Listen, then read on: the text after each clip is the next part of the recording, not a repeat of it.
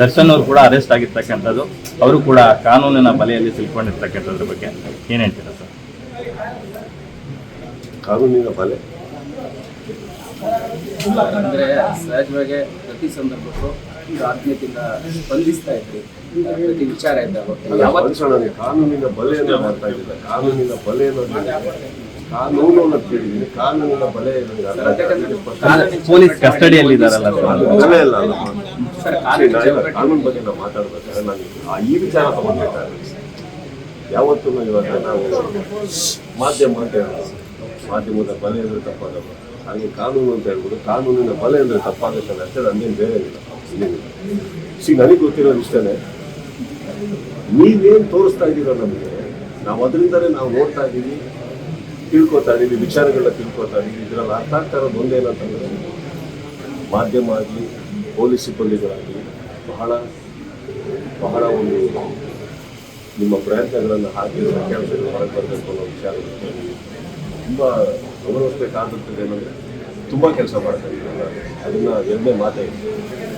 ಇದಕ್ಕಿಂತ ಹೆಚ್ಚಾಗಿ ನನಗೆ ಗೊತ್ತಿರೋ ಹಾಗೆ ಇತ್ತೀಚಿನ ನಿಮ್ಮ ನ್ಯೂಸಲ್ಲಿ ನೋಡಿ ನಾವು CM ಅವರೇ ಹಠ ಹಿಡಿದಿದ್ದಾರೆ ಇದಕ್ಕೆ ಅಂತ ಅಂದಮೇಲೆ ನನ್ನ ಪ್ರಕಾರ ನಮ್ಮ ಕರ್ನಾಟಕದ ಬಹುತಃ ಒಂದು ದೊಡ್ಡ ಸ್ಥಾನದಲ್ಲಿರುವಂಥ ಮುಖ್ಯಮಂತ್ರಿಗಳು, ಮಾಧ್ಯಮಗಳು, ಪೊಲೀಸ್ ಸಿಬ್ಬಂದಿಗಳು ಕರೆಕ್ಟಾಗಿ ಕೆಲಸ ಮಾಡ್ತಾ ಇದ್ದೀರ ಅಂದಾಗ ನನಗೆ ಬೇಕಾಗಿರೋದು ಒಬ್ಬ ಕಾಮನ್ ಮ್ಯಾನ್ ಆಗಿಸಿ ಇವಾಗ ಕಲಾವಿದರ ಹೆಸರಾಗಿ ಇನ್ನೊಬ್ಬರ ಹೆಸರು ಬರಲ್ಲ ಸರ್. ನನಗೆ ಬರೋದು ಏನಂತಂದರೆ, ನಾವು ಅವ್ರ ಪರ ಇವ್ರ ಪರ ಅಂತ ಮಾತಾಡೋದು ತಪ್ಪಾಗುತ್ತೆ, ವಿರುದ್ಧವಾಗಿ ಮಾತಾಡೋದು ತಪ್ಪಾಗುತ್ತೆ. ಆ ಫ್ಯಾಮಿಲಿಗೆ ನ್ಯಾಯ ಸಿಗಬೇಕು, ಆ ಹೆಣ್ಮಗುಗೆ ನ್ಯಾಯ ಸಿಗಬೇಕು. ಎಲ್ಲೋ ಪಾಪ ಓಡಾಡ್ಕೊಂಡು ಆ ರಸ್ತೆನ ಹತ್ರ ಬಿದ್ದಿದ್ರಲ್ಲ, ಭಾಳ ಬದುಕಬೇಕಾದ ರೇಣುಕಾ ಸ್ವಾಮಿ, ಅವ್ರಿಗೆ ನ್ಯಾಯ ಸಿಗಬೇಕು. ಹುಟ್ಟಬೇಕಾಗಿರೋ ಆ ಮಗುಗೆ ನ್ಯಾಯ ಸಿಗಬೇಕು. ಎಲ್ಲದಕ್ಕಿಂತ ಹೆಚ್ಚಾಗಿ ನ್ಯಾಯದ ಮೇಲೆ ಎಲ್ಲರಿಗೂ ಒಂದು ನಂಬಿಕೆ ಹುಟ್ಟಬೇಕು. ಅಂದಮೇಲೆ ಇದಕ್ಕೆ ಒಂದು ಒಳ್ಳೆ ನ್ಯಾಯ ಆಗಬೇಕು.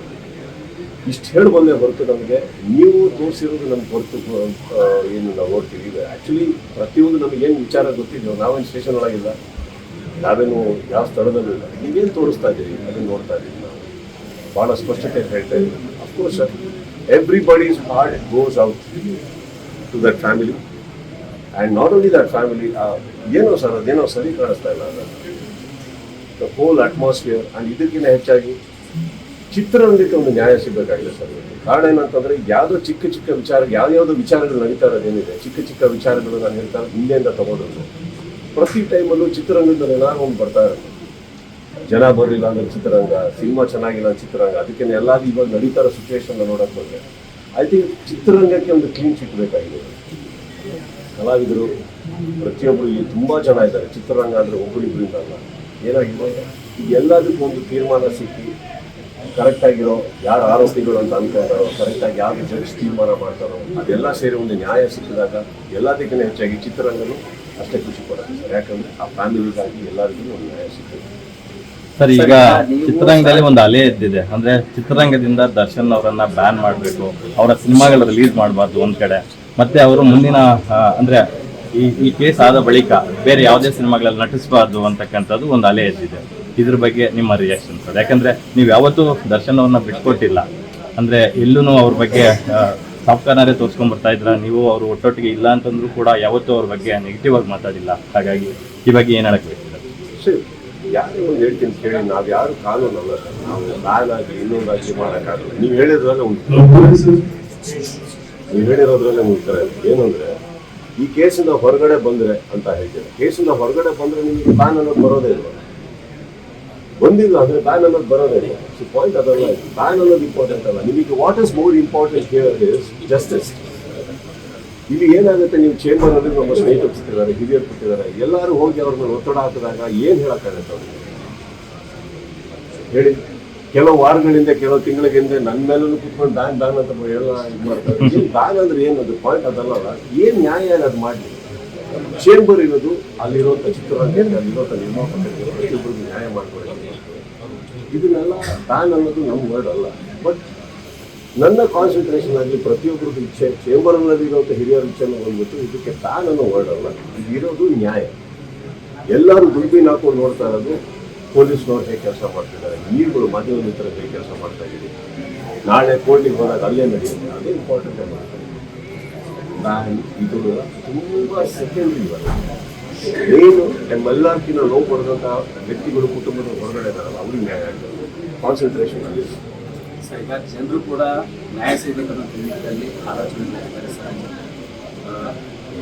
ಸ್ನೇಹಿತರಾಗದೆ ಮತ್ತೆ ಒಂದು ಸಾರಿ ಕೇಳೋದು, ನಿಮ್ಮ ಹುಟ್ಟಹಬ್ಬದ ಸಂದರ್ಭದಲ್ಲೂ ಕೂಡ ಯಾವತ್ತೂ ಆತ್ಮೀಯತೆ ಬಗ್ಗೆ ಮಾತಾಡ್ತಾರೆ. ಒಂದು ವಿಡಿಯೋ ನೋಡ್ತಾರೆ, ನೀವು ಅವರು ತಕ್ಷಣ ಕ್ರಿಕೆಟ್ ಟೈಮ್ ಜೊತೆ ತುಂಬ ಇಲ್ಲ ಅವಾಗೆಲ್ಲ ನಿಮ್ಮ ಸ್ನೇಹಿತರು. ಈ ವಿಚಾರ ಯಾವತ್ತೂ ನಾವು ಒಂದು ಹೇಳ್ತೀನಿ ಕೇಳಿ, ನಾವು ಕೆಲವು ಟೈಮ್ ಆಸ್ಪತ್ರೆಗೆ ಹೋಗ್ತೀವಲ್ಲ, ಆಸ್ಪತ್ರೆಗೆ ಹೋದಾಗಲೂ ಏನೋ ನೋವು ಬರ್ತಾರೆ, ಇನ್ನೊಂದೇನೋ ಆಗ್ಬೇಕಂದ್ರೆ ನಾವು ಬೇಡ್ಕೊಂಡು ಹೋಗೋದು ಅದು ಆಗದೆ ಅಂತ ಅಷ್ಟೇ ತಾನೆ. ಆಗದೆ ಇರಲಿ ಅಂದಾಗ ಆ ರಿಪೋರ್ಟ್ ಬಂದಾಗ ಅದಲ್ಲ ಅಂತಂದ್ರೆ ಖುಷಿಯಾಗಿ ಮನೆಗೆ ಹೋಗ್ತೀವಿ. ಆಗಿದೆ ಅಂತ ಬಂದಾಗ ಏನು ಮಾಡ್ಬೇಕಾಗುತ್ತೆ, ಟ್ರೀಟ್ಮೆಂಟ್ ತೊಗೊಬೇಕಾಗುತ್ತೆ. ನಾನು ಇವಾಗ ಅಂತ ಜಸ್ಟಿಸ್ ಬೇರೆ, ಫ್ರೆಂಡ್ಶಿಪ್ ಬೇರೆ, ರಿಲೇಷನ್ಶಿಪ್ ಬೇರೆ, ಇರೋದು ಬೇರೆ. ನಾನು ಇವತ್ತಿಂದ ಅಲ್ಲಪ್ಪ, ನಾನು ಯಾವತ್ತಿಂದ ಯಾರ ಬಗ್ಗೆ ಏನು ಮಾತಾಡೋದು ನನಗೆ ಬೇಕಾಗಿದೆ. ಚಿತ್ರರಂಗದಲ್ಲಿ ಅಂದಾಗ ಈ ಚಿತ್ರರಂಗ ನಾನು ಸೇರ್ಪಡೆ ಆಗಿರೋದ್ರಿಂದ ಚಿತ್ರರಂಗದ ಮೇಲೆ ಒಂದು ಕಪ್ಪು ಚಿಕ್ಕೆ ಬರೋದು ನಮಗೂ ಇಂಟ್ರೆಸ್ಟ್ ಇಲ್ಲ, ನಮ್ಗೆ ಇಷ್ಟ ಇಲ್ಲ. ಇಲ್ಲಿ ತುಂಬ ಜನ ಸೇರಿ ತ್ಯಾಗಗಳನ್ನ ಮಾಡಿ ದುಡ್ದಿದ್ದಕ್ಕೆ ಕನ್ನಡ ಚಿತ್ರರಂಗ ಇವತ್ತು ಬಂದಿಟ್ಟಿದೆ. ಎಷ್ಟೋ ವರ್ಷಗಳ ಇತಿಹಾಸ, ಯಾವುದೋ ಒಂದರಿಂದ ಹೆಸರಾಗೋದು ತಪ್ಪಾಗುತ್ತೆ. ಅದಕ್ಕೆ ನಮ್ಗೆಲ್ಲ ರಾಶಿ ಆದಷ್ಟು ಬೇಗ ನ್ಯಾಯ ಸಿಗುತ್ತಿರುತ್ತೀವಿ. ನಿಮ್ಮಷ್ಟೇ ಖುಷಿ ನಾವು ಪಡ್ತೀವಿ. ಅಕಸ್ಮಾತ್ ಆರೋಪಿ ಯಾರು ಅಂತ ಹೇಳೋದಕ್ಕೆ ಜಡ್ಜ್ ಅಂತ ಒಬ್ರು ಕೂತ್ಕೋತಾರೆ, ಅದಕ್ಕೆ ನಾವು ತಲೆ ಬಾಗಬೇಕಾಗುತ್ತೆ. ಕರೆಕ್ಟ್. ಇಲ್ಲಿ ಕೂತ್ಕೊಂಡು ನಾವು ಜಡ್ಜ್ ಮಾಡೋದ್ರಲ್ಲಿ ನಮ್ಮ ಚಳುವಳಿ ಕೆಲಸ. ಇಲ್ಲಿ ನನಗೆ ಗೊತ್ತಿರೋದು, ನಾನು ಕಣ್ಮುಂದೆ ಬರೋದೇ ಆ ಫ್ಯಾಮಿಲಿ ಬರುತ್ತೆ. ಸೊ ಎಲ್ಲೋ ಒಂದು ಕಡೆ ನಮಗೆ ಗೊತ್ತಿರೋದು ಯಾರೇ ಆಗಿರುತ್ತೆ ಅದು 100% ಯಾರೇ. ಇವಾಗ ಇವರೇ ಅವರಂತ ಹೇಳೋದಕ್ಕೆ ನೀವ್ಯಾರು ನಾವ್ಯಾರು ಸರ್? ಇಡೀ ಕರ್ನಾಟಕ ಸುದೀಪ್ ಅವರನ್ನ ಅಭಿನಯ ಚಕ್ರವರ್ತಿ ಅಂತ ತುಂಬಾ ಪ್ರೀತಿಯಿಂದ ಗೌರವದಿಂದ ಕಾಣುತ್ತೆ. ಬಿಕಾಸ್ ಆಫ್ ನೀವು ಮಾಡಿದಂಥ ಸಿನಿಮಾಗಳು, ನಿಮ್ಮ ನಡೆ ನೋಡಿ ಎಲ್ಲವೂ ಒಂದು ಮ್ಯಾಟ್ರ್ ಆಗುತ್ತೆ. ಆದರೆ when it comes to proximity, ನಿಮಗೆ ಚಿತ್ರದುರ್ಗ ಅಂದಾಗ ಸ್ವಲ್ಪ ಮನಸ್ಸಿಗೆ ಹತ್ತಿರವಾದಂಥ ಪ್ರದೇಶ. ನೀವು ಸಾಕಷ್ಟು ಸಾಮಾಜಿಕ ಕಾರ್ಯಗಳನ್ನು ಅಲ್ಲಿ ಮಾಡಿದ್ದೀರಾ. ಹಾಗಾಗಿ ಚಿತ್ರದುರ್ಗದ ಮೂಲದ ವ್ಯಕ್ತಿ ಆ್ಯಂಡ್ ಅಫ್ಕೋರ್ಸ್ ನಮ್ಮ ಚಿತ್ರರಂಗದಲ್ಲಿ ಸಾಕಷ್ಟು ಹಿರಿಯರಿದ್ದಾರೆ, ಎಲ್ಲರೂ ಮಾಡ್ತಾ ಇದ್ದಾರೆ. ಇದರಿಂದ ಬೇರೆ ರೀತಿಯ ಉತ್ತರ ಸಿಗೋದಕ್ಕೆ ಸಾಧ್ಯವೇ ಇಲ್ಲ. ಸಿಗೋದಂದ್ರೆ ಒಳ್ಳೆ ಸಿನಿಮಾ ಮಾಡ್ತಾರೆ, ಪ್ರಯತ್ನಗಳನ್ನ ಬಿಡ್ತಾರೆ ಮಾಡಿ. ನಾವು ಇಂಥ ಸಿನಿಮಾ ಮಾಡಿದ್ರೆ ಜನ ಬರ್ತಾರೆ ಅಂತ ಹೇಳೋಕ್ಕಾಗಲ್ಲ, ಇಂಥವ್ರು ಸಿನಿಮಾ ಮಾಡಿದ್ರೆ ಮಾತ್ರ ಜನ ಬರ್ತಾರೆ ಅಂತ ಹೇಳೋಕ್ಕಾಗಲ್ಲ. ಪ್ರಯತ್ನ ಮಾಡ್ತಾ ಇರೋಣ, ಪ್ರಯತ್ನ ಮಾಡ್ತಾ ಇರಬೇಕು. ಚಿತ್ರರಂಗ ಬೆಳೆಯುತ್ತೆ, ಚಿತ್ರರಂಗ ಮುಗಿಯೋದಿಲ್ಲ. It's a phase. ಒಂದು ಕೋವಿಡ್ ಬಂದಾಗ ಏನು ಅನಿಸ್ತು ನಿಮಗೆ? ಎಲ್ಲರೂ ಮನೆಗೆ ಹೊರಗೆ ಬರೋಕ್ಕೆ ಸಾಧ್ಯನೇ ಇಲ್ಲ ಅಂತ ಅನಿಸ್ತಿಲ್ಲ. ಇವತ್ತು ಮತ್ತೆ ಮಾಸ್ಕಿಂದ ಓಡಾಡ್ತಾ ಗೊತ್ತಾಗುತ್ತೆ. ಅದೇ ರೀತಿ ಒಂದು ಚೇತರಿಸ್ಕೊಳ್ಳೋದು ಚಿತ್ರರಂಗಕ್ಕೆ. ನಮ್ಮ ಕನ್ನಡ ಚಿತ್ರರಂಗದಲ್ಲಿ ಒಳ್ಳೊಳ್ಳೆ ಕಲಾವಿದರಿದ್ದಾರೆ, ತಂತ್ರಜ್ಞರಿದ್ದಾರೆ, ನಿರ್ಮಾಪಕರಿದ್ದಾರೆ, ಎಂತೆಂಥವ್ರಿದ್ದಾರೆ, ಶಕ್ತಿ ಇದೆ. ಕಾಲ ಬರುತ್ತೆ ಸರ್. ಮ್ಯಾಕ್ಸ್ ಸಿನಿಮಾದ ಶೂಟಿಂಗ್ ಎಲ್ಲಿವರೆಗೂ ಬಂತು ಅಂತ? ಇಲ್ಲ, ಮುಗೀತಮ್ಮ. ನಾವು ಎಲ್ಲ ಆಗಿ ಡಬ್ಬಿಂಗ್ ಆಗಿ ಆಲ್ಮೋಸ್ಟ್ ಮುಗೀತು. ಪೋಸ್ಟ್ ಪ್ರೊಡಕ್ಷನ್ ನಡೀತಾ ಇದೆ ಇವಾಗ. ಸೊ ಬಹುಶಃ ಆಗಸ್ಟಲ್ಲಿ ಬರ್ಬೋದೇನೋ ಅಂತ ಅನ್ಕೊಳ್ಳಿ. ಸರ್, ಇತ್ತೀಚೆಗೆ ರೇಣುಕಾ ಸ್ವಾಮಿ ಅಂತಕ್ಕಂಥ ಒಬ್ಬ ವ್ಯಕ್ತಿಯ ಕಿಡ್ನಾಪ್ ಅಂಡ್ ಮರ್ಡರ್ ಆಗುತ್ತೆ. ಸೊ ಆಮೇಲೆ ಸಾಕ್ಷಿನಾಶ ಪ್ರಕರಣ ಕೂಡ ಆಗುತ್ತೆ. ಅದರಲ್ಲಿ ಸುಮಾರು ಒಂದು 17-18 ಜನನ ಅರೆಸ್ಟ್ ಕೂಡ ಮಾಡ್ತಾರೆ.